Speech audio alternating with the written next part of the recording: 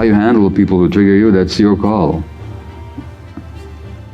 But at least know that you're the one with all the explosive inside you. Rather than pushing guilt away, just embrace it and say, hello, old buddy. Thank you for saving my life as a kid, but you know what? I don't need your advice anymore. Nothing grows when it's not vulnerable. A tree doesn't grow where it's hard and thick. It grows where it's soft and green and vulnerable. Need motivation? Watch a top 10 with Believe Nation. Top 10, I got a top 10. Got my motivation high for my top 10. Gotta learn from the wise women and men. All my life, like na na na na. For my top 10, top 10, na na na na. This one's for my top 10. Hey, it's Evan Carmichael, and I make these videos because you are probably the most ambitious person in your circle, but you know you're capable of more, and you get that push by surrounding yourself with the best. So today, let's learn from one of the best, Dr. Gabor Maté, and my take on his top 10 rules for success. Enjoy. Okay, let's kick it off with rule number 1. Express anger. The suppression, the repression of healthy anger is a major risk factor for illness. It actually suppresses the immune system for reasons I will tell you later. So there's basically 3 ways of dealing with anger. One is to repress it, like this woman did. So these are the people that are always nice. You know, they're always nice. I worry about really nice people.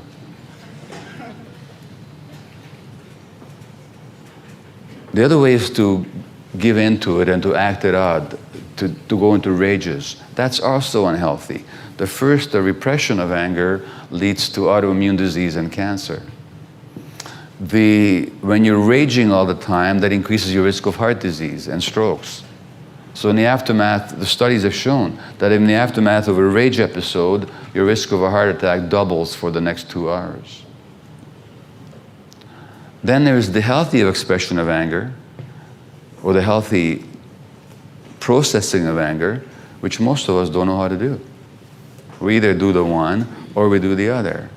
I'll talk to you about healthy anger later. But how do we deal with anger has a crucial effect on our health.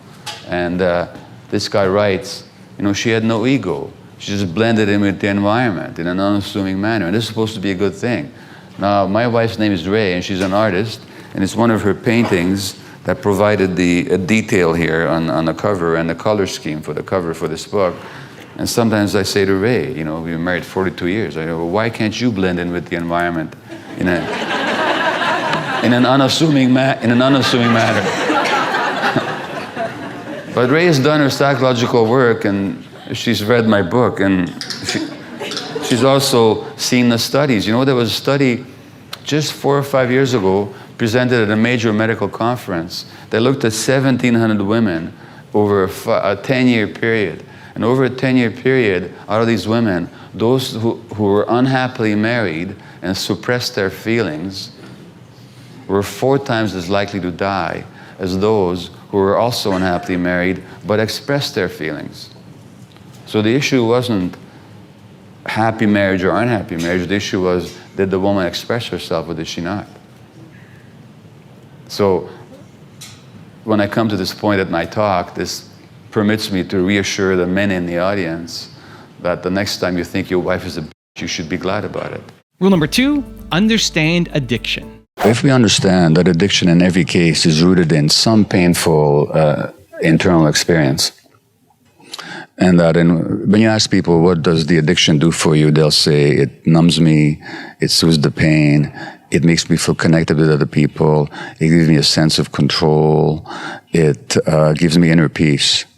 Well, the lack of inner peace, the lack of control, the lack of connection, they're all forms of emotional pain. If I ask the question, not why the addiction, but why the pain, then that leads to an examination of that person's life, rather than looking just at their brain chemistry. So I'm quoting from an article that appeared in the Journal of Pediatrics, which is the official journal of the American Academy of Pediatrics. It's about as prestigious as you can get. 2012. The article comes from the Harvard Center on the Developing Child, again, a prestigious child development research institution at Harvard University. This article did not present new information so much as it elegantly summarized decades of research. And notice what they say. They say growing scientific evidence demonstrates that social and physical environments that threaten human development because of scarcity, stress, or instability can lead to short-term physiologic and psychological adjustments that are necessary for immediate survival and adaptation, but which may come at a significant cost to long-term outcomes in learning, behavior, health, and longevity. That's what I was saying before, that those early adaptations, like pushing down your feelings when the feelings are too painful, will help you as an infant, as a young child, but then they cause problems later on. The tuning out that you do to protect you from the stress in your environment, if you're very sensitive, it doesn't take a lot of stress, helps you endure, but in the long term becomes a problem. That's exactly what they're saying. Now, I'll jump a few pages ahead to what they say about brain development. And this is so crucial, and it's so crucial because they still don't teach this in medical schools, even though scientifically it's not even vaguely controversial. The human brain develops in interaction with the environment. It's not genetically programmed purely. Here's what they say. The architecture of the brain is constructed through an ongoing process that begins before birth, continues into adulthood, and establishes either a sturdy or a fragile foundation for all the health, learning, and behavior that follow. Not some of the health learning, all the health learning. Now notice what they say. First of all, the architecture of the brain is constructed through an ongoing process that begins before birth, which already means what happens in the womb already has an impact on you. So if your mother is stressed and she's got high levels of stress hormone, that's already affecting your brain development. And when you think of all the stressed pregnant women out there, no wonder we're seeing so many kids in trouble. And we know from American studies, international studies, that when mothers are stressed, their placenta will naturally have more cortisol and adrenaline, the stress hormone. Those kids will be more likely to have stress issues later on, abnormal stress hormone levels even at 1 year of age, behavioral problems, learning problems, and so on. Which tells us a lot as to why adopted kids have so many more problems. That's another issue. But the next paragraph is key.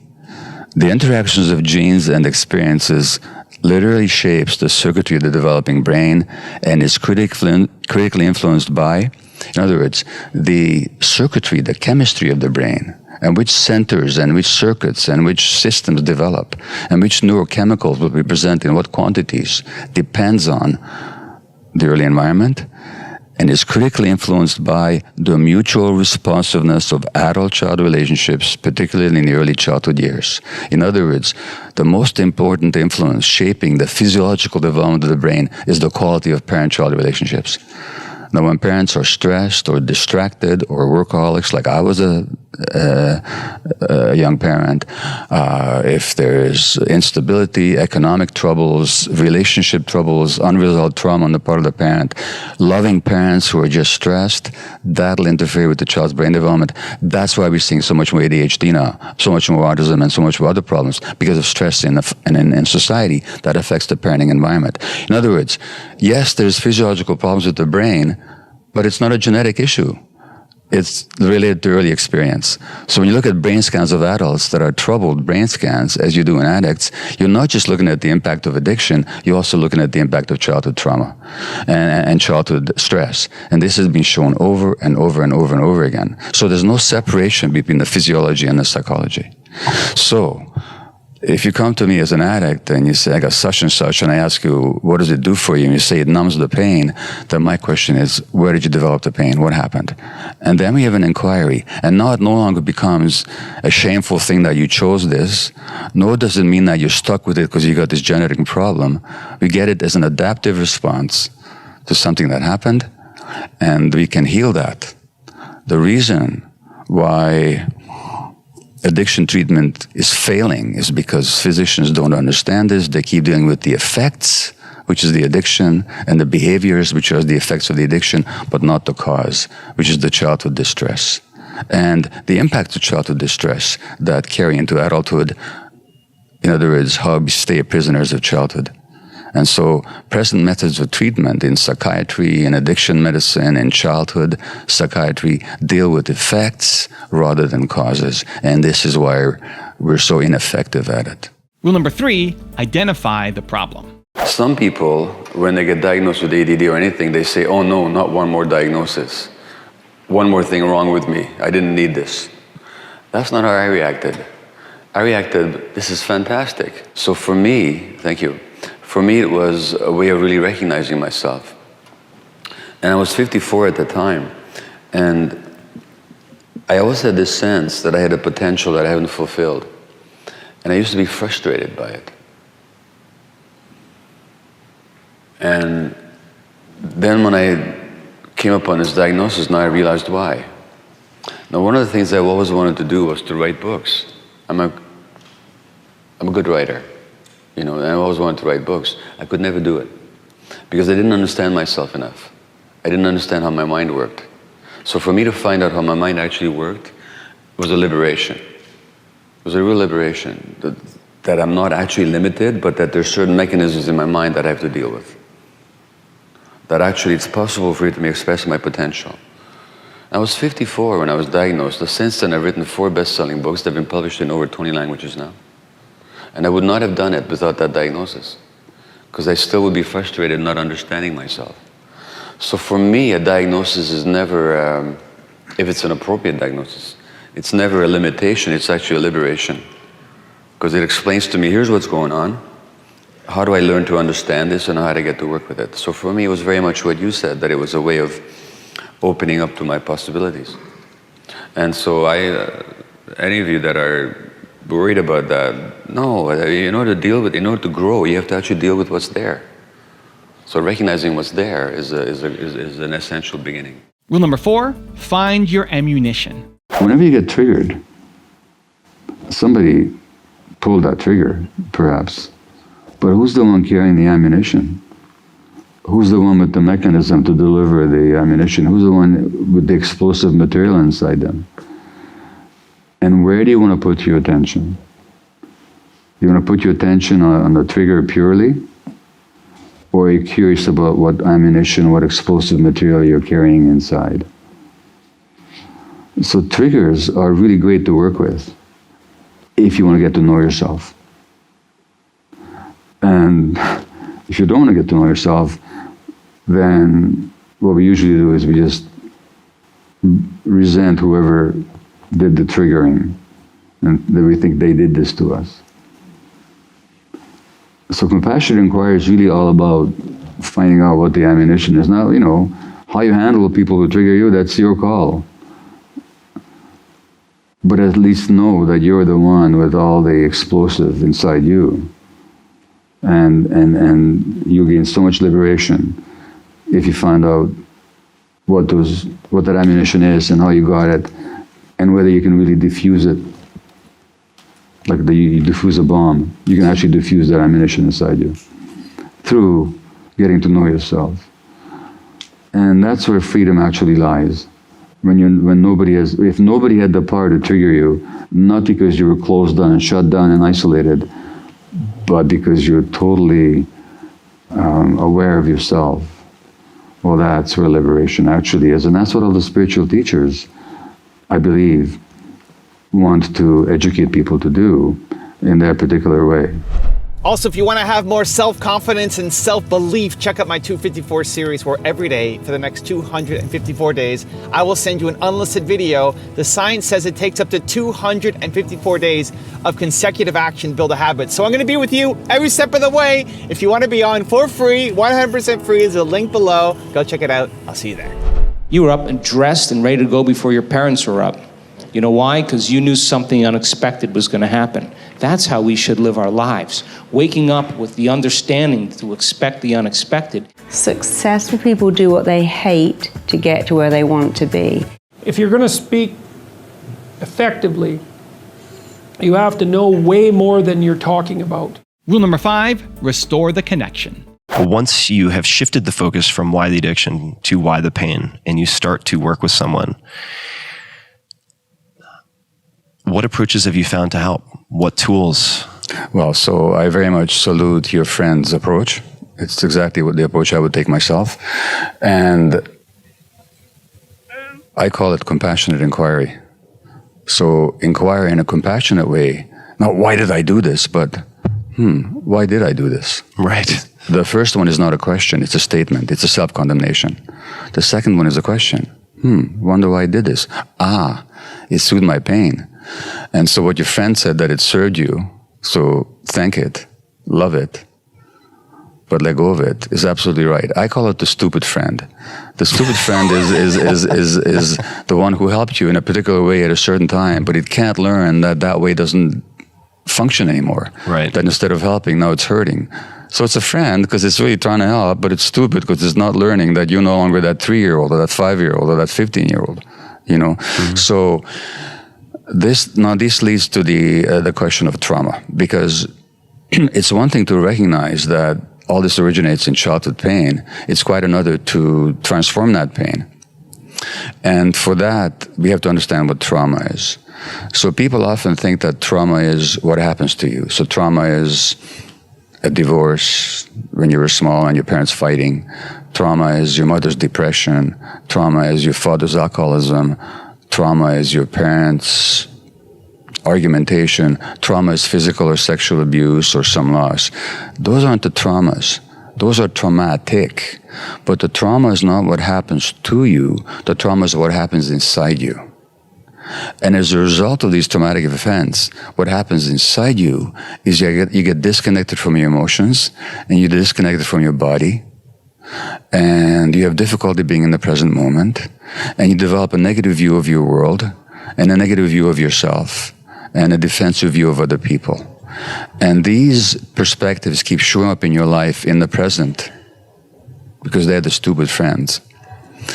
And so the issue is not just to recognize what happened 10, 15, 30, however many years ago, but to actually recognize the manifestations in the present moment and to transcend them. And how do you do that? By reconnecting with yourself, by restoring the connection with your body primarily and with your emotions that you lost. And once you do, when you found these things again, then you have what we call recovery. Because what does it mean to recover something? It means to find it again. So what is it that people find when they recover? They find themselves. And the loss of self is the essence of trauma. So the real purpose of addiction treatment, mental health treatment, any kind of healing is reconnection. Rule number 6, embrace guilt. I want you to consider that guilt is that friend. When you're small, you can't help. You have no choice. When you're very small, you have no choice but to go along with your parents' expectations. Because if you don't go along with your parents' expectations, then you might lose the attachment relationship. This is what we've been talking about the whole day. So there has to be a mechanism in your brain that says, you better not do that. You better not say no. That mechanism is guilt. That guilt helps you to maintain the attachment relationship with your parents, and therefore you survive. It also gives you a speech impediment. You learn, you forget how to say no. But that guilt that kept you in compliance with your parents' expectations when you were very small also saved your life because it maintained the attachment relationship. That guilt is not your enemy. That guilt is your friend. The only problem with it is that it's a stupid friend. It's got no learning capacity. It doesn't know that you've grown up now. It doesn't know that you're no longer in that dependent situation.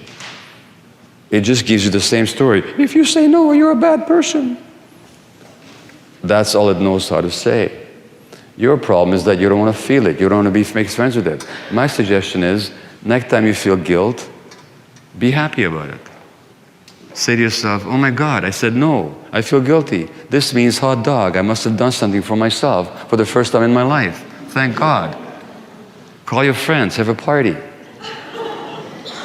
In other words, rather than pushing guilt away, just embrace it and say, hello, old buddy.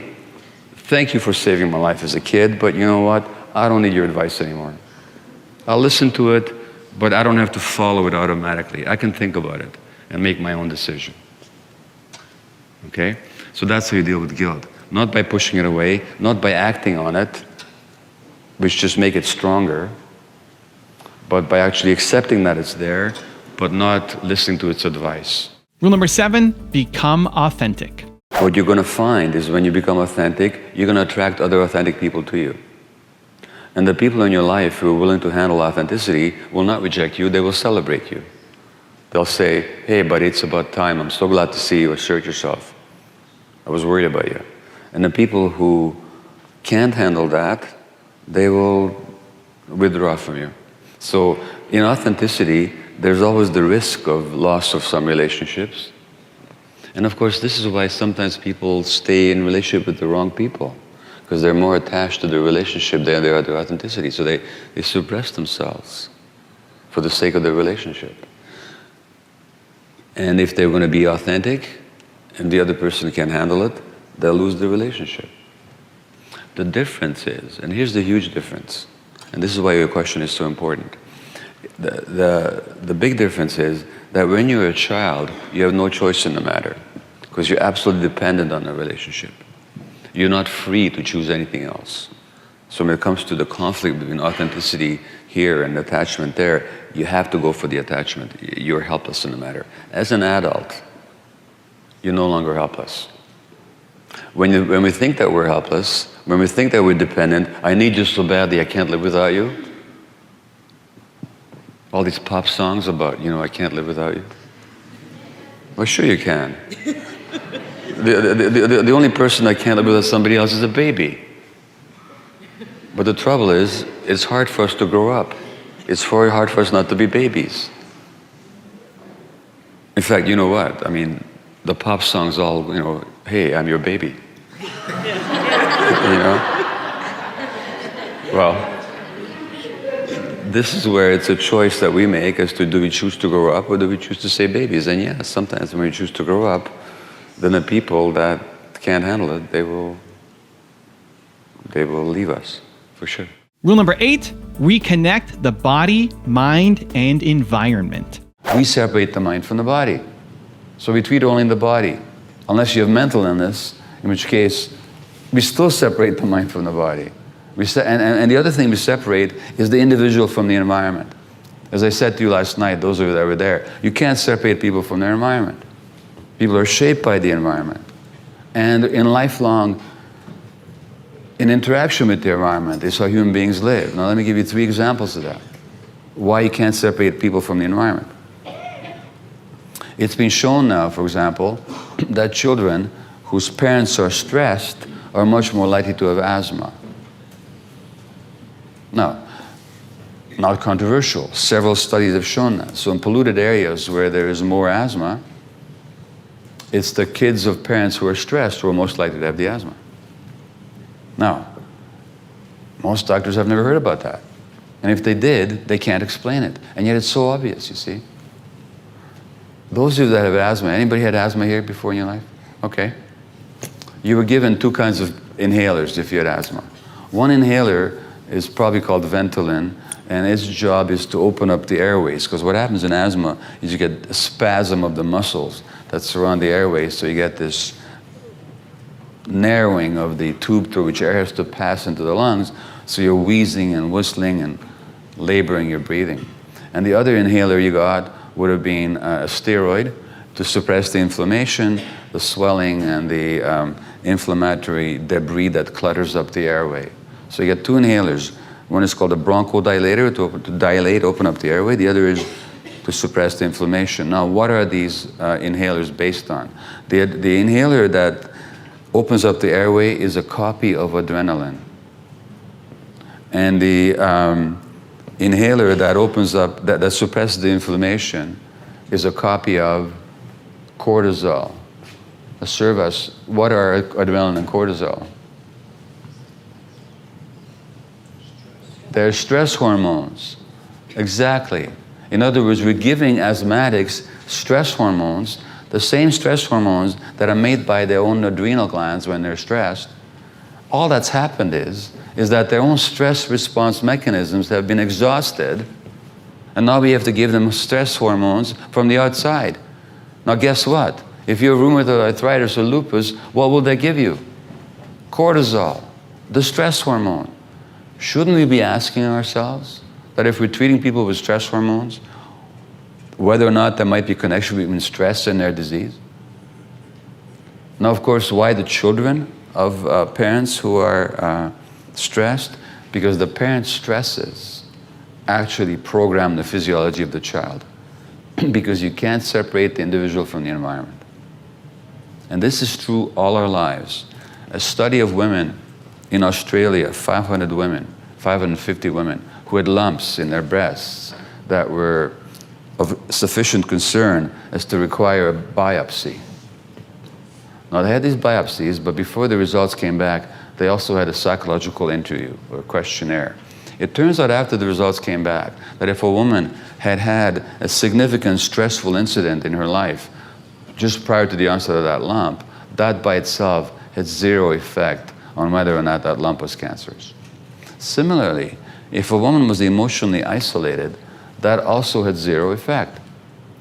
But if a woman was emotionally isolated and had a major stressor, the risk of that lump being cancerous was 9 times as great as the average. Now, the medical doctors running the study couldn't understand this one either, because they said, how does 0 and 0 add up to 9? You see? Because we don't understand the connection between individuals and the environment. Now, here's the deal. If I were to act inappropriately towards you right now, if I were to stress you right now, physically or emotionally, you'd have 3 healthy options. But, well, no, let's see, I won't go into that right now. If I were to stress you right now, what would happen is that stress wouldn't just be in your head, it would be in your whole body. You know, your heart rate would go up, your nervous system would be firing off all kinds of impulses, your adrenal glands would be pouring adrenaline and cortisol so that you could escape or fight back. These are the flight or fight hormones. And so your body would be in a different state physiologically in a split second in order to help you fight to escape. That's good. So in the short term, the stress hormones help you fight or to escape. But what do they do in the long term? In the long term, the stress hormones deplete your body, suppress your immune system, give you heart disease, high blood pressure, give you ulcers, thin your bones. Okay? Now, what would happen if you were stressed, something happened that was stressful to you, and you're sitting there all upset about it, and your body is in a state of imbalance and upset, but somebody that you trust came along and said, hey friend, I see that you're not feeling well, I see that you're upset, puts a hand on your shoulder and says, hey, do you want to talk about it? Now, what would happen to your body right away? Yes, it would relax. You'd take a deep breath. Your brain would get oxygen. You'd start thinking more clearly. Your heart rate would slow down. Your blood pressure diminish. The stress hormones abate in your system. And you go back into a healthy balance, all because somebody said, hey, buddy, do you want to talk about it? Rule number 9, be vulnerable. The problem with shutting down emotionally is you stop learning. Emotional learning stops when you shut down. So you shut down to protect yourself, but for development, you need vulnerability. Vulnerability from the Latin word vulnerare, to wound. So vulnerability is our capacity to be wounded. And nothing grows when it's not vulnerable. A tree doesn't grow where it's hard and thick. It grows where it's soft and green and vulnerable. A crustacean animal, like a crab, cannot grow encased in a hard shell. To grow, it has to mold, make itself soft and vulnerable. Same with children. When children shut down emotionally, they have difficulty learning, especially from negative experience. So they keep repeating the same stuff over and over again, and despite the negative consequences, they learn nothing from it. And then the adult gets exasperated. I've told him 1,000 times not to do it, and he's still doing it. Well, the proper response is, if you've told him 1,000 times, and he's still doing it, who's got the learning problem here? Clearly what we have to do Clearly, what we have to do is we have to find out what's going on for that child. And rule number 10, the last one before a very special bonus clip, is don't try to change people. There's two major things I say to families. One is you have a decision to make. There's two rational choices and one irrational one. The rational choice is, number one, what you're doing causes me so much pain, it's so much stress, I can't be with it. I love you very much, but this is too hard on me, and I'm not willing to expend my energies trying to self-care for all the stress that's being caused for me by your behavior, so I can't be with you. That's a perfectly rational choice. Or you can say, I love you very much, and I understand that what you're doing, whatever it is, comes out of your pain, and this is the only way so far you've found to deal with your pain. So I'm not going to judge you, I'm not going to cajole you, I'm not going to try and change you. I just hope you come to your senses at some point, but I'll be with you and I'll be supporting you emotionally and so on. That's another rational choice. What is completely irrational and dysfunctional is to stay with somebody and try and change them. To cajole them, to convince them, to bribe them, to beg them, to coerce them to change. That's what's crazy making. Don't ever do that. It's one or the other. That's the first thing. But the second thing is, given my understanding of addiction, that it isn't an individual brain disease, but actually is a function of a child's experience, a person's experience in a family environment, and particularly in a multi-generational family environment, where trauma is passed on from one generation to the next, unwittingly, but it is. I did not mean to traumatize my kids, but I did. And parents do. Then we recognize that the addiction that's manifested in you didn't begin with you. It's actually an expression of multi-generational family dynamics. And so what it actually is that recognition allows for an opportunity now, let's all heal together. So that you say to the addict, thank you for being the sensitive one who's manifested for all of us what's been hidden in the family and that we haven't known how to deal with or haven't even realized it was there. And so now it's time to heal the whole family system, and we invite you to join us if you're ready. And if you're not ready, we're still going to carry on that path of healing for the family because it's so important. Right. But we're not going to judge you whether you join us, whether you don't. So that's what I would say to families. Now I've got a special bonus clip that I think you're going to enjoy. But before that, it's time for the question of the day. I want to know, what was your single biggest takeaway from this video and your plan of action for the next week? When you watch a video and you get motivated, the science says you have a 35% chance of following through. That's not enough. But when you write down what time, what place, and how you're going to actually take action on it, you jump to 91% chance of following through. And when you have public accountability and you commit to other people that you're going to do it, it jumps to 95% that you will follow through. So I want that for you, Believe Nation. I want to know your single biggest takeaway from this video and your plan of action for the next week. Put it down in the comments below so I can celebrate you. It's not that we shouldn't provide care to other people. I mean, caring for others and being kind, that's wired into us as human beings. That's a true expression of who we are. But going along with that, there has to be self-care. That means that you must demand support. If you're caring for others, you must demand support when you need it. You must be able to have a break. You must be able to ask for help when you need it. You must be able to express how you feel. You must take time for yourself. There must be times in your life which is just for you. So that we have to find ways, amidst the role of caregivers, to actually care for the person here. Because if we don't, the result is burnout and illness.